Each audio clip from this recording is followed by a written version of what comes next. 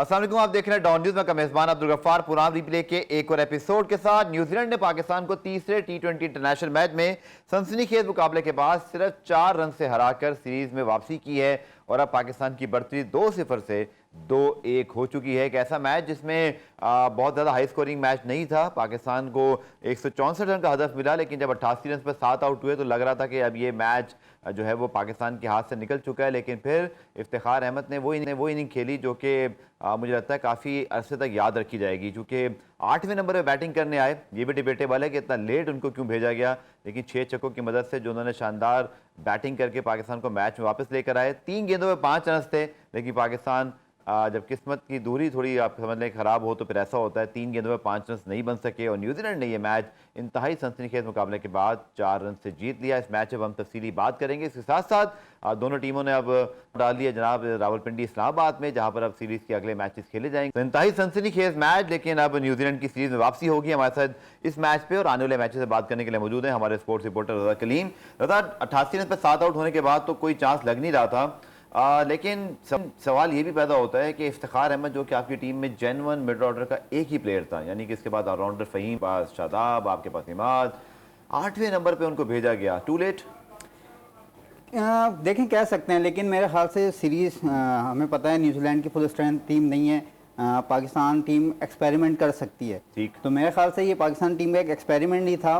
मुसलसल इफ्तिखार कभी मेरे ख्याल से 8वें नंबर पे नहीं खेले, बिल्कुल। तो मेरे ख्याल से एक तजुर्बा करने की कोशिश की थी, क्योंकि शाहीन ने हमने देखा PSL में उन्होंने बहुत अच्छी 2-3 कैमियोज खेले थे, जिसकी वजह से फाइनल में बिल्कुल। तो मेरे ख्याल से वही एक तजुर्बा करने की कोशिश की गई थी। अनफॉर्चुनेटली वो कल कामयाब नहीं हो सका। अगर वो ही शाहीन के अगर 2-3 छक्के लग जाते तो मेरे ख्याल से कंडीशन पाकिस्तान के हक में बेहतर हो जाती। लेकिन मेरे ख्याल से देखें, सीरीज़ एक्सपेरिमेंट के लिए है, करने भी चाहिए, तो इसमें मेरे ख्याल से कोई बुराई नहीं है अगर उन्होंने क्योंकि हमें इफ्तिखार डिपेंडेबल बैट्समैन है, तो इसलिए उन्होंने इफ्तिखार को नीचे रखा और तजुर्बा किया। अनफॉर्चुनेटली वो कामयाब नहीं हो। अच्छा, बी टीम की हमारे से बड़ी बात हो रही है। अब देखें, अफगानिस्तान ने हमारी जब बी टीम को हराया, लिटरली बी टीम, क्योंकि हम तो 5 मेजर खिलाड़ियों को रेस्ट करवा के गए थे। न्यूजीलैंड की टीम में अगर आप देखें, टॉम लैथम से लेकर एडम मिल, फिर Matt Henry, Ish Sodhi, Daryl Mitchell, Chapman, ये तो उनके रेगुलर लिमिटेड ओवर्स के प्लेयर हैं। आई थिंक लोग इस बी टीम को किसी बी टीम से नहीं मिला सकते, बिकॉज न्यूजीलैंड की आप ओवरऑल परफॉर्मेंस देखें रहा था इन across all 3 formats, they always have good backups, और उनके जो नए प्लेयर्स भी आ रहे हैं वो एक ऐसा पैच है न्यूजीलैंड टीम का।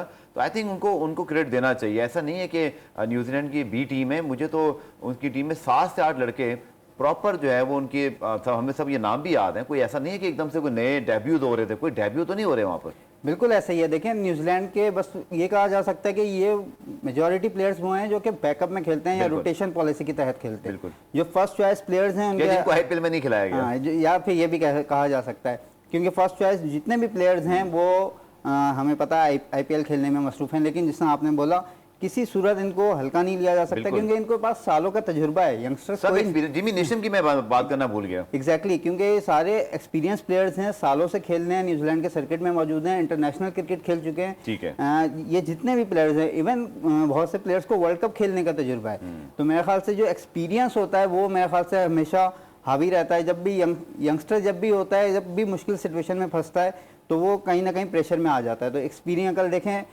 जिमी निशम भी पिटे, मैट हेनरी भी पिटे, लेकिन उन्होंने अपने ऊपर कंट्रोल रखा और जैसे ही उन्हें एक विकेट मिली फ़हीम अशरफ की, तो उन्हें फिर खुद पे यकीन हो गया कि हम जीत सकते हैं। और मेरे ख्याल से उन्होंने उसको पाकिस्तान को फिर पकड़ के रखा।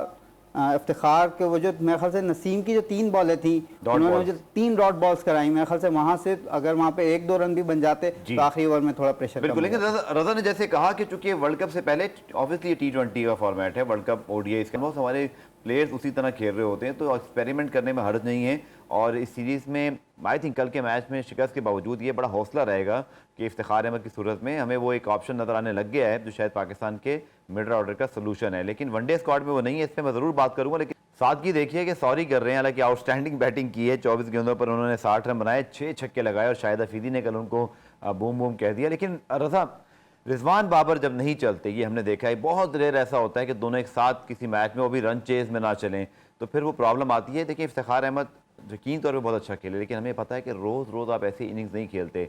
तो वो थोड़ा सा वो जो एलिमेंट है, बल्कि मैं एक ब्रेक ले लूँ, ब्रेक से वापस आकर इस पॉइंट को डिस्कस करेंगे कि हमारा मिडल ऑर्डर जो है वो थोड़ा और कंसिस्टेंट होना चाहिए। साइम है, फ़खर है, थोड़ा सा बेहतरी इसमें आ सकती है। डिस्कस करते हैं शॉर्ट कमर्शियल ब्रेक के बाद। प्रोग्राम रिप्ले में खुशामदीद। और जनाब इसके साथ साथ पाकिस्तान न्यूजीलैंड के मैचेस होंगे रावलपिंडी में, और मिकी आर्थर पाकिस्तान के साबिक कोच वो भी आज रावलपिंडी इस्लामाबाद पहुंच गए हैं, और पाकिस्तान क्रिकेट बोर्ड के मुताबिक 20 अप्रैल तक वो पाकिस्तान टीम के साथ रहेंगे। लेकिन रज़ा, इंटरेस्टिंग बात यह है कि इश्तिहार आया हुआ था 17 अप्रैल तक, और उसके बाद अब तक पीसीबी की इस अपडेट के अलावा मुझे अपडेट याद नहीं रही। इफ़ आई मिस तो I will be stand corrected. Interesting चीज़ है क्योंकि कुछ तरीकाकार हमारा ऐसा ही है। ठीक है, मिकी आर्थर को आना है, आपको पसंद है, हम भी उनकी पास्ट की जो अचीवमेंट्स हैं उसको तस्लीम करते हैं, बट अभी कोई रोल अनाउंस नहीं हुआ। और पीसीबी के मीडिया ग्रुप में ये आ रहा है कि जी वो आ गए हैं, टीम को ज्वाइन करेंगे।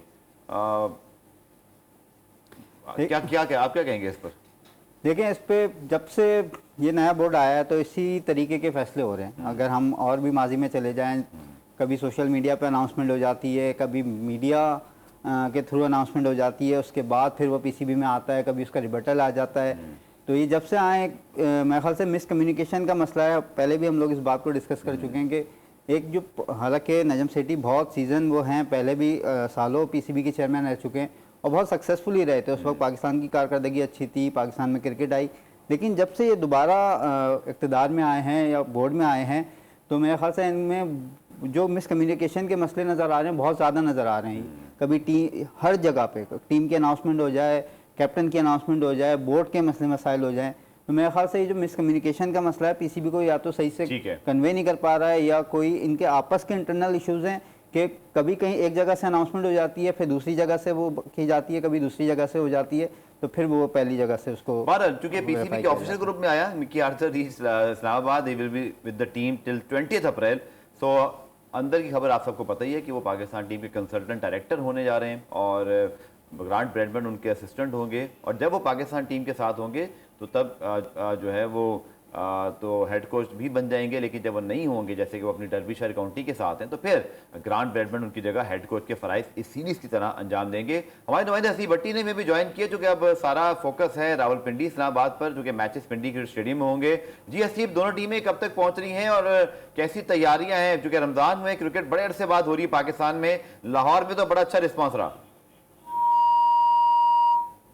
जी हसीब, और बारह हसीब भट्टी के साथ हम दोबारा पहुंचेंगे। रज़ा, हमने देखा पीएसएल में रावलपिंडी की पिचेस से बड़े रन बने, इसलिए इफ्तिखार अहमद ने कल बड़ी अच्छी बात बोली कि हम आज का मैच हार गए, सॉरी किया उन्होंने, but he was very confident कि हम वहां पर इंशाल्लाह न्यूजीलैंड को हराने में कामयाब रहेंगे। लेकिन न्यूजीलैंड जैसा हमने माजी में देखा रज़ा, ये बड़े ज़बरदस्त कंपेटिटर्स होते हैं। ये सीरीज़ के पहले दूसरे मैच में हार भी जाएँ तो they peak at the right time. I think Pakistan should land very professionally, और हमें अगले मैच में शायद जीत कर सीरीज को पकड़ लेना चाहिए। बिल्कुल ऐसा ही है, क्योंकि अगर अगला भी हार गया तो आपको पता है जब पाकिस्तान हमेशा जब भी डिसाइडर पे जाता है तो अभी हारे हम पाकिस्तान इनसे वनडे सीरीज। बिल्कुल, जब भी डिसाइडर पे जाते हैं हमें मुश्किल होती है। और जैसा आपने बताया कि पिंडी, तो मेरे ख्याल से वहाँ पर टॉस का फैक्टर भी बहुत अहम होगा, क्योंकि हमने पीएसएल में देखा 250 रन करके भी अगर आप सेव नहीं हो रहे हैं तो मेरे ख्याल से फिर आपके लिए बड़ी मुश्किल हो जाएगी। अब ये देखना है कि पिच किस तरीके की बनाई जाएगी, क्या वैसी पिचेस बनाई जाएंगी। मेरे ख्याल से शायद वैसी पिच भी हो तो मेरे ख्याल से बाउंड्री साइज थोड़ा बड़ा किया जाएगा, क्योंकि पीएसएल में हमने देखा था बहुत छोटी बाउंड्रीज थी। मेरे ख्याल से इंटरनेशनल क्रिकेट में वैसा नहीं होगा। शायद 250 प्लस चेस तो हमें ना देखने को मिले, लेकिन फास्ट क्रिकेट जरूर देखने को मिलेगी। चलिए, अच्छी बात है कि पाकिस्तान के सारे क्रिकेटर्स और कुछ न्यूजीलैंड के भी, जैसे कि जेमी नेशन पेशावर ज़ल्मी की टीम में शामिल थे, उनको पता है कि पिंडी की पिच कैसी है। हसीब साहब, ये बताइएगा कि जाहिर बात है उस वक्त मौसम बहुत डिफरेंट था, टॉस फैक्टर था, अब आपको क्या लग रहा है, क्या वो इसी तरह हाई स्कोरिंग मैचेस होंगे? बहुत रिकॉर्ड बने पीएसएल के। जी हसीब साहब, हसीब भट्टी साहब को शायद हमारी आवाज मसूल नहीं हो रही। रज़ा, एक और चीज, क्योंकि इफ्तिखार अहमद की जो परफॉर्मेंसेज हैं आउटस्टैंडिंग है, और हमने देखा वर्ल्ड कप में परफॉर्म करके आया, लेकिन मैं उस वक्त भी हैरान हुआ था जब शाहिद अफरीदी ने बतौर चीफ सेलेक्टर न्यूजीलैंड की वनडे टीम अनाउंस की, और वहाँ भी हारिस सोहेल की वापसी हो गई। इसी तरह आगा सलमान ज़रूर शामिल हैं, but Iftikhar Ahmed with this form, considering के वर्ल्ड कप इंडिया में जब ऑफ स्पिन करके एक बड़े हैंडी ऑपरेटर हो सकते हैं, उनको वनडे स्क्वाड में क्यों नहीं शामिल किया जा रहा? बिल्कुल समझ से बाहर है। मेरे ख्याल से इफ्तिखार T20 से ज़्यादा अच्छा बैट्समैन वनडे का है, वो टाइम लेते लेते हैं, बिल्कुल टाइम लेके उसको कवर भी कर सकते हैं, बड़े छक्के भी लगा सकते हैं, इनिंग्स बिल्ड भी कर सकते हैं। उनके पास दोनों सलाहियतें हैं, जिसने आपने बताया बॉलिंग भी उनके पास एक अहम उनका हथियार है जो कि इंडिया में बिल्कुल कामयाब हो सकता है। और अभी देखें इस सीरीज़ में भी शामिल नहीं किया गया, उस सीरीज़ में भी इनको बाहर रखा गया था, और जो न्यूजीलैंड के खिलाफ वनडे सीरीज़ होनी है उसमें भी मेरे ख्याल से या तो टीम मैनेजमेंट के प्लान में नहीं है, अगर नहीं है तो ये बहुत बड़ा सवालिया निशान है। मेरा एक और सवाल, चूंकि अब्दुल्ला शफीक नाकाम हुए T20 से, उनको हम वनडे में ले गए, अगेन T20 टीम में भी आपको ये चीज़ नज़र आ रही है कि शान मसूद भी टीम में शामिल हैं, इसी तरह आप देखें तो आपके पास हारिस भी शामिल है, ये सब टॉप ऑर्डर में खेलते हैं। हमारे पास मिडल ऑर्डर के ऑप्शन पहले ही बहुत महदूद हैं। T20 में भी शायद एक एक्स्ट्रा प्लेयर आपके पास और होना चाहिए था, या आमिर जमाल जैसा ऑप्शन भी रख सकते थे, क्योंकि आपको फिर वेरिएशन मिलती, जहाँ थोड़ी सी इंडिया में अगर आपको कोई फास्ट बॉलिंग विकेट मिल गई तो फिर आपके पास ऑलराउंडर फ़हीम अशरफ तो हैं, लेकिन ज़्यादा कंसिस्टेंसी या बॉलिंग आमिर जमाल की नज़र आ रही है। तो आपकी क्या राय है, क्योंकि हमारे पास ऑप्शन बड़े लिमिटेड नहीं है, और क्रॉस लिमिटेड क्रिकेट की अगर हम बात करें, मिड ऑर्डर के हवाले से बात कर रहा हूँ मैं। देखिए बिल्कुल ऐसा ही है, ये ऑलराउंडर्स काफ़ी ज़्यादा हैं, ऑलराउंडर बहुत है, और मिडिल ऑर्डर का मसला ना सिर्फ ये है, अगर आप डोमेस्टिक में भी देखें प्लेयर ज़रूर हैं, लेकिन जिस तरीके से अभी हमने अफगानिस्तान के खिलाफ मौका दिया, कंसिस्टेंटली कोई परफॉर्म नहीं कर सका वैसा यंगस्टर।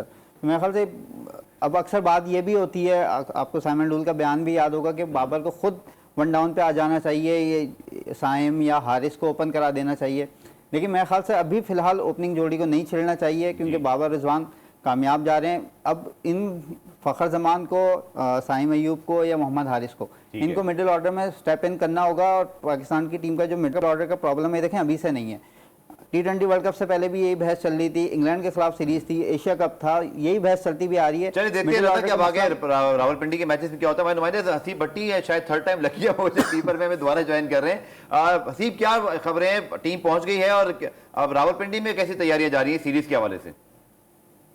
देखिए, रावलपिंडी में आज सुबह बारिश हुई थी, और आगे भी 2-3 दिन प्रोटेक्शन है बारिश की।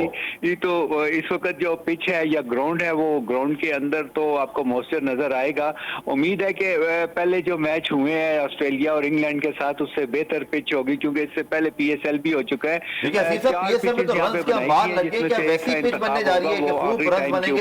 जो कल प्रैक्टिस होगी, जिसके बाद इस बात का इंतखाब किया जाएगा। आज वैसे पाकिस्तान और वेस्ट न्यूजीलैंड की दोनों टीमें जो है लाहौर से इस्लामाबाद पहुंच चुकी हैं। इसके अलावा मिकी आर्थर भी 20 तारीख तक के लिए इस्लामाबाद गुज़श्ता रात को ही यहाँ पर पहुंच चुके थे, और कल इनका जो शेड्यूल है वो प्रैक्टिस का, कल से दोनों टीमें प्रैक्टिस करेंगी, और पहले दो मैच है। ठीक है, चलिए, हसीब भट्टी हमारे नुमाइंदे मौजूद थे, और दोनों टीमें पहुंच चुकी हैं इस्लामाबाद। प्रैक्टिस भी कल होगी, लेकिन जैसे हसीब ने कुछ बारिश वगैरह भी वहाँ हुई है, दैट्स वेरी इंटरेस्टिंग कि इसका सीरीज पर ही आने वाले मैचेस पे क्या असर पड़ सकता है। प्रोग्राम रिप्ले में आज के लिए इतना ही, कल दोबारा से मुलाकात होगी, तब तक के लिए अल्लाह हाफिज़।